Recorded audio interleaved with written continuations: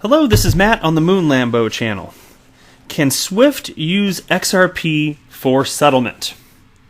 No. It's been discussed a lot lately. I've got some new information for you on that, and I'll explain exactly why the answer is no, at least currently. I'm also going to cover a piece from Daily Hodl. There's a high-level Ripple executive talking about how it makes more sense to move money with XRP compared to fiat, even when taking volatility into consideration. I also want to cover with you some new news regarding the fact that the SEC, United States SEC, is going to be running an XRP node. I did report that in a very recent video, but I've got some new details on that for you that I'd like to share with you. And then when I'm getting ready to close out the video, the last thing I'm going to talk about is a debate that happened the other day between Goldbug Peter Schiff and Bitcoin maximalist Anthony Pompliano. And I am fond of both of them, because I agree with both of them on more than I disagree, I suppose, in general. So, before we get going here, if you would please delicately tap that like button, and if you are a fan of Ripple and XRP, you're in the right place, my friend. You didn't take a wrong turn. Just do yourself a favor and subscribe. I promise you might not regret it. All right, into the content. So here's a piece from the Daily Hodl. Ripple executive, fiat remittances more volatile than moving money with XRP. Ripple's senior vice president of global operations says XRP can offer Filipino remittance recipients less volatility than a straight-up transfer between US dollars and Philippine pesos. In a new interview with Business World, a Philippines-based newspaper, Eric Van Miltenberg talks about Ripple's use of XRP. He describes the methodology behind XRapid, which is designed to convert fiat currency into XRP, move the digital asset overseas, and convert it back to fiat in a matter of seconds. And here's a quote now. Volatility exists across all the coins. The volatility for XRP is relatively modest. XRP to peso, the amount of exposure is seconds, very minimal. Much more volatility in PHP to USD in 3 days than XRP. The Ripple VP says that his company is working with a local bank in the country, though he declined to specify which one. Miltenberg also notes that Filipino lawmakers have more work to do, more to improve the remittance possibilities in their country. Now, that is fascinating, just in the context of what this article is about. So again, the Ripple VP says that his company is working with a local bank in the country, and he declined to say which one. So that doesn't mean that it's with XRapid, but it is fascinating that they are talking about XRapid specifically here, and how remittances are, in terms of volatility between XRP versus fiat, much superior indeed. It was just fascinating that in the same part of their conversation here, he's saying, yeah, we're working with the bank, but didn't say it was XRapid. So it does make me wonder regardless, though. Anyway, here's another quote here. It's taking several days. The costs are significant. That system is very broken. Leverage your technology and provide alternative technology. Banks and non-banks. The Ripple VP says that remittance costs in the Philippines are about 7% or $14 of every $200 sent. And here's another quote. It is not the technology that is the challenge, but how we use it. The Philippines is one of the countries where the regulators are fast forward. We're optimistic. The pace of growth in the Philippines will continue. We will double the size of our office, and that's reflective of the demand and activity in the region. And all bullish stuff here, obviously.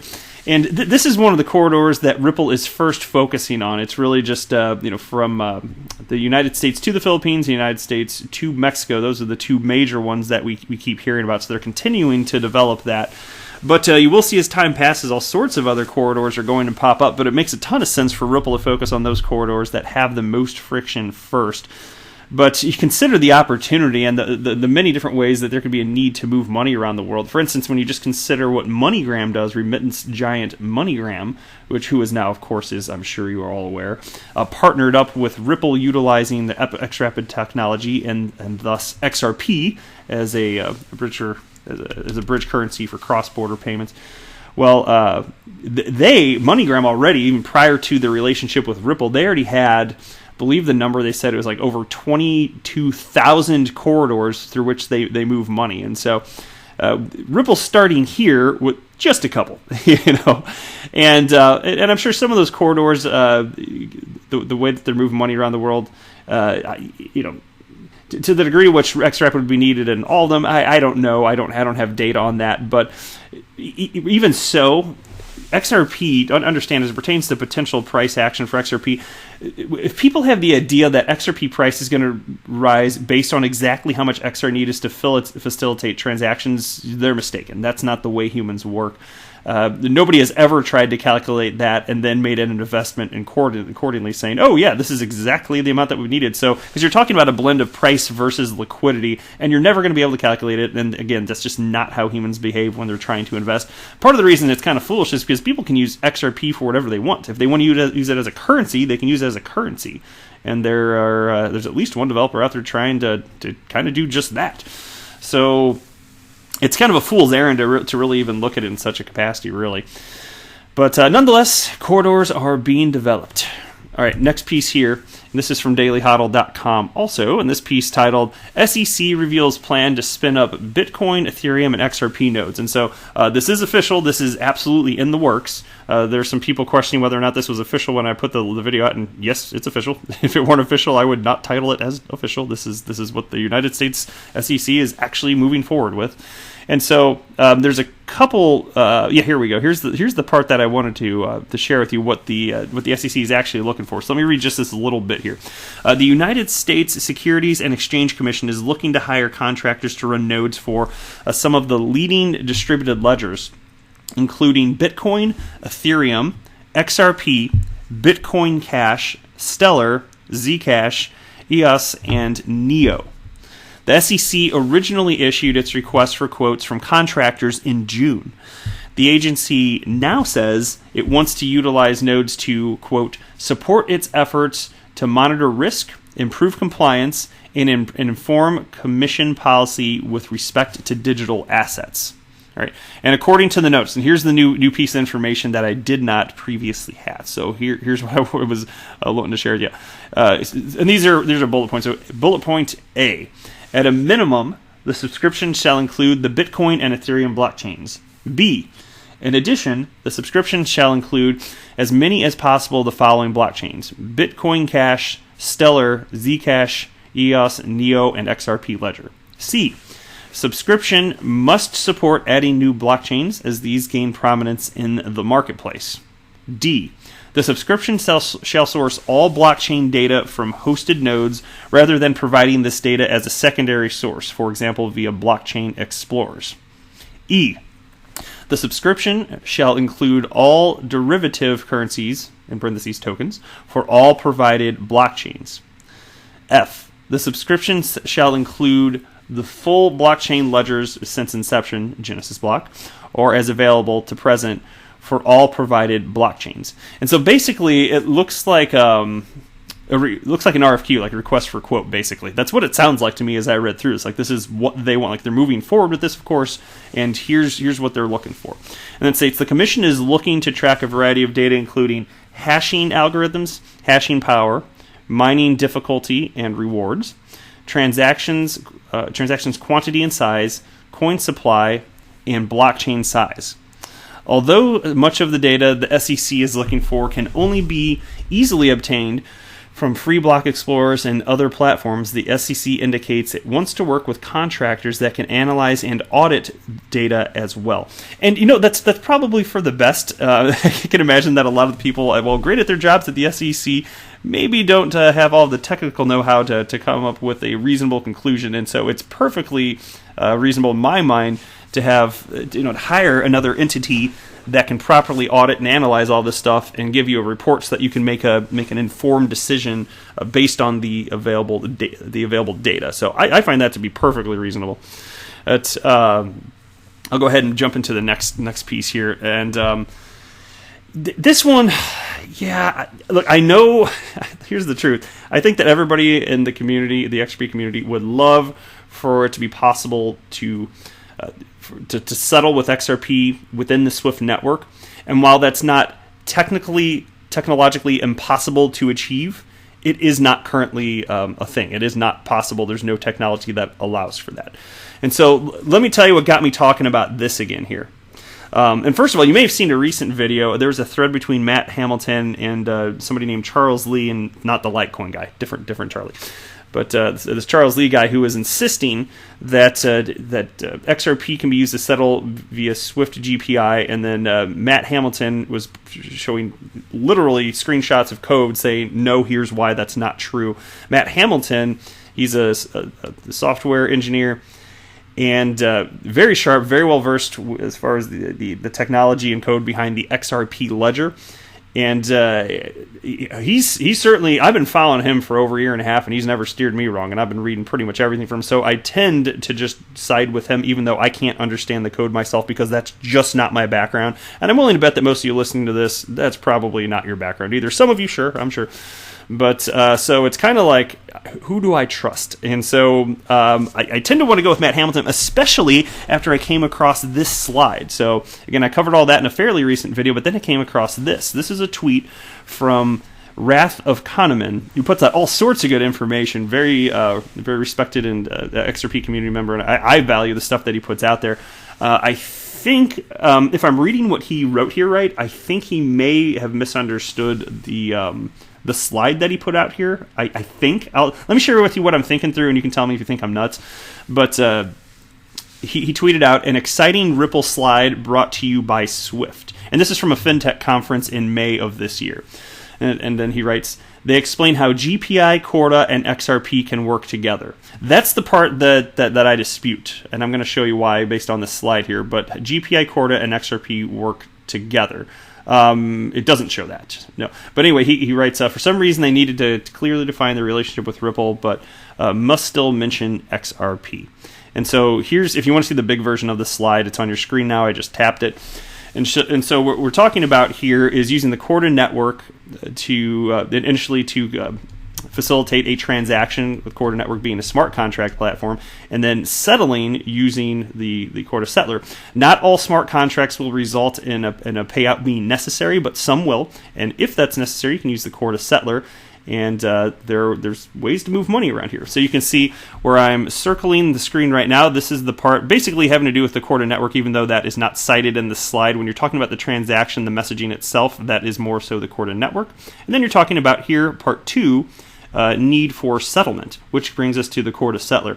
And where I was initially misunderstanding this, because I had some tweets in the thread below, which probably for the sake of this conversation I don't really need to pull up. I was looking at this, and I was just confused by the way they put up this little graph here. Because I was thinking they're saying, okay, here's the Corda settler options, and then it all links to GPI, and that just confused me. And then I realized later on they just kind of put this together in a way that wasn't immediately clear to me. But that's not exactly what they're saying. So once you get to the Corda settler option, what they're trying to communicate you here is their options. So here, you transfer funds on Corda. There's 2 options.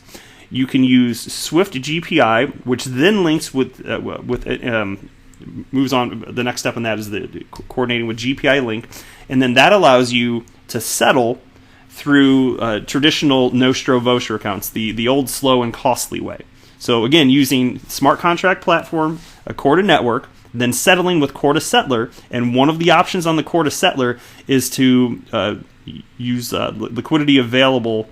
It's dormant capital, really, but the Nostro Voucher accounts through the Swift network. That's what this integration is. And so it's fine that Swift was going through, and there have been articles about how they'd been teaming up with R3 and all that stuff, so that part's not new. There's just a misunderstanding about what that actually means, and can XRP be used, this and that, because XRP, here's the other option right here, you can use the Corda settler separately to settle with XRP. This does not then somehow integrate with GPI Link, and you can see right here, and this is on the slide, then this slide was created by Swift. The GPI link does not enable XRP or any cryptocurrency settlement. So again, that pretty much settles it for me. Swift is acknowledging it. Matt Hamilton in the video that I covered the other day, he showed the line of code that says, no, this is what makes it impossible. Currently in the code, it just doesn't do it. And again, now we're seeing today this. I actually saw this slide yesterday, but I wasn't ready to report on it.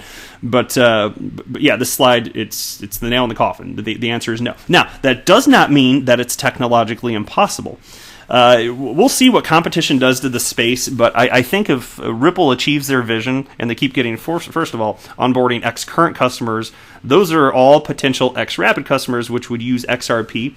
And when we're talking about real-time settlement, and given the extent to which that is absolutely a game changer, and you're talking about saving upwards of 70% relative to the legacy system when you use the combination of Xcurrent and Xrapid, well, good luck competing with that Swift long-term, because they don't have a solution for settlement. The only solution that humans have ever devised to fix the settlement issue is to use a decentralized digital asset.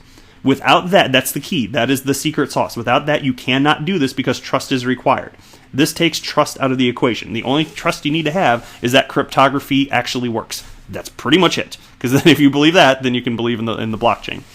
In this case, XRP, it's called a ledger, but it is the same thing as a blockchain. Anyway, so technologically, though, if Swift wanted to, and there's no indication they're actually going to do this, which is why I'm concerned for their longevity. I mean, maybe they'll be around, but maybe they'll just substantially lose market share. Because for some people, it's just a pain in the butt to like change their way. So there are some people that can just kind of hang behind it, and if it's and mind you, there are corridors where there isn't as much friction, and for certain people that don't like to change their ways anyway, they're going to hang on to the legacy system either for a very long time or forever. So maybe Swift, it doesn't completely go away, but there are a lot of instances in which it's not going to make sense given the new technology out there and the way in which you can use XRP as a bridge currency for settlement. But anyway, if they do want to change anything, like they absolutely can build software that works just like XRapid does. They can build their own version of it and start settling using XRP or any decentralized digital asset that they want to.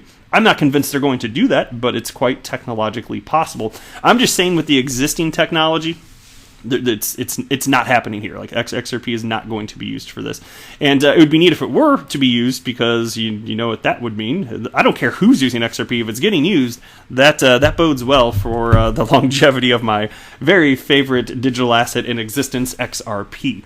So it's not like this is some sort of devastating news, but because look, XRP, it's either going to be adopted based on its actual utility or it's not. So whether Swift is the one that made the onboarding occur, or whether it's Ripple that prompts the onboarding to occur and XRP then gets used, it's going to happen. One way or another, if there's actual utility and the business model makes sense, it's going to happen. Or if it's a bad idea, it simply won't. It doesn't matter whether or not Swift wants to implement XRP or not. That's my take on it. All right, next piece here, and this is from a tweet from Alex Cobb, and he tweeted out to Jack, who's the creator of Twitter. And you're right, Twitter really needs to integrate Twitter with the tip bot button within Twitter. Just one tap of a button, send a tip, and maybe just have it on users to choose to have the button. They're talking about the XRP tip bot. And then he cites here, with XRP tip bot, there has been 1.38 million XRP tipped. As I'm pulling from memory here, it's actually just popped in my head, but I'm pretty sure that Jack Dorsey, the creator of Twitter, I think he's a Bitcoin max. Am I mistaken? This just popped in my head. But I could swear that there's something about him, how he thinks that Bitcoin's going to be the way that humans move money exclusively in the future. And I certainly don't buy into that concept. I think there's going to be many winners within the realm of crypto for different use cases. But that popped in my head. Nonetheless, would this not be badass? I would love to have an integrated XRP tip bot within the user interface of Twitter. So, you know what? I'm going to go ahead and, I already liked it. I'm going to go ahead and retweet this bad. Oh, no, actually, I take it back. I don't know why it's not showing up. That's why it tricked me. Sometimes this thing doesn't show as green. I already did retweet this, actually, and I typed something up with it. But anyway. But yeah, I think that's an absolutely amazing idea. And it's just another way in which XRP is actually being used in the real world. All right, last thing I want to cover for you in this video. This is a piece from Cointelegraph. Now, I mentioned in one of yesterday's videos, at least one of them, that Anthony Pompliano, Bitcoin maximalist, and gold bug Peter Schiff, they had a debate on Rand Neuner's show, CNBC's Crypto Trader. They're debating gold versus Bitcoin, essentially. And it went on for almost an hour, and I actually did end up watching it. I had a chance while I was driving around later in the day, so I just had YouTube on in the background, as I always do, and I just pretty much always listen to other crypto YouTubers and stuff, so that's what I was doing. In this case, I was listening to Rand Neuner's show. But let me read a little bit of this, and I want to share with you a couple of my thoughts on this, because I got to tell you up front, Anthony Pompliano, wow, he did a great job articulating his position. And it was so clear the way that he worded things. I was just like, this is like, he should be like the poster boy for effective communication on this. Now I'm going to get to, in a second, though, a shortcoming, and it has to do with something that he won't recognize, XRP, because utility matters. And then Peter Schiff, I had already heard all of his arguments. And to me, many of them are actually bogus, but I think I believe that he believes them. For a long time, I wasn't sure if he really believed this stuff. Is it just because he's selling gold? He likes to sell his yellow rocks. I wasn't really sure, and I still don't technically know for sure, but he seems to be pretty passionate the way in which he's speaking. He puts so much energy into this. I tend to want to give him the benefit of the doubt here, you know. But anyway, let me get into a little bit of this piece, and then I'll tell you what I think on this here. But the piece begins. Bitcoin will make Peter Schiff's gold arguments redundant if there's just a 1% chance it will succeed, Anthony Pompliano has told mainstream media. In a hotly awaited debate with Goldbug Schiff on CNBC Africa July 31st, the Morgan Creek Digital co-founder took the opportunity to talk about a Bitcoin future. After almost an hour of talking, Schiff had summarized that Bitcoin has become a form of religion and that investors were blind to reality, hoping only to get rich from their holdings. When you're in a bubble, you can't see the bubble, he concluded, having repeatedly stated that Bitcoin has no value in and of itself. If Peter and others believe everything you just said with 100% confidence, there is 0% chance that you could be wrong, you could be missing something, 0% chance that Bitcoin could be valuable, that it could be a new technology, a new trend. It's a 0% chance that millions of people currently buying and holding this are wrong. Don't buy it. Don't add it to your portfolio. Don't use it, Pompliano responded. Using the remainder of a 2-minute speech to convince Schiff once and for all, he added, but if there's even a 1% chance that you could be wrong, the odds, given Bitcoin is an asymmetric asset, mean that you will be kicking yourself forever for having known about this, spent all your time doing this, getting berated on the internet, and missed the opportunity. Great. So I agree with the concept there. Of course, we all know there's great opportunity for asymmetrical returns. Not financial advice, but you know. Let me tell you where Anthony was not able to defend his point. But if I were debating Peter, I would have been able to make this point because I'm not a Bitcoin maximalist and I'm not here for ideology. Peter, look, he has a lot of issues with Bitcoin. One that is a legit critique is where's the utility? He says, where's the underlying value? And it's in utility. That's the answer. But he says nobody's using Bitcoin for payments. And that is fair. And it's not literally no one, but what is it, single digits? Is it 1% or 2% or 3%? What percentage of transactions are actually to buy something? Well, it's almost none. Right? And I think it is a fair point that Peter brings up to state that. But there's utility to be had with cryptocurrencies in general. And Peter, he doesn't know this, and this is what I want somebody to communicate to him. But you're not going to get it from somebody like Anthony Pompliano, who really just wants, I shouldn't say just, but does want cryptocurrency to be used as a peer-to-peer cashless system. You know, moving money around without a central authority, right? There's a reason that there's other use. And what I want to articulate to him is that entire businesses currently exist right now, today, because cryptocurrencies exist, because there's distributed ledger technology. There is a cryptocurrency. There's only one, but there is one cryptocurrency being used in the commercial production of something. We're talking about XRP here. And so if you want to talk about utility, because he says, why would people hang on to this if you can't use it for anything? Well, here it is. I am telling you right here, here it is, Peter Schiff, and he doesn't know about this, and it hasn't been communicated to him. It hasn't been communicated, and Anthony Pompliano isn't the person that's going to communicate something that's positive about XRP. I'm sorry, he's just not. He is a Bitcoin maximalist. I like the guy. He comes out very likable. I enjoy reading his stuff. I get his emails. I listen to some of his podcasts, and I like to see him talk on television. I think he's really sharp. I just think he's wrong when he's talking about one cryptocurrency to ultimately rule them all. And that's why he wasn't able to defend conceptually the utility of cryptocurrencies, but I could have. If I were sitting there with Peter Schiff, I'd say, what are you talking about? There is utility right here. Banks are using this. There are businesses that are making money on the buying and selling associated with this. This has to exist to solve the fractured global banking system as it pertains to cross-border payments. Cannot do this technologically without cryptocurrencies. Bam, this is the utility. Case closed. Because, you know what? At the end of the day, it only takes one valid use case to prove that cryptocurrencies will have staying power. It just takes one valid case. And this is a big one, actually. Remittances, that's a big one. But it only takes one. Even if there were nothing else, even if cryptocurrencies were to never be adopted as a replacement for fiat currencies, and maybe it won't happen, but even if that never happens, it doesn't matter as long as you've got one use case, and that is one use case. And XRP does it very well. And it's very quick.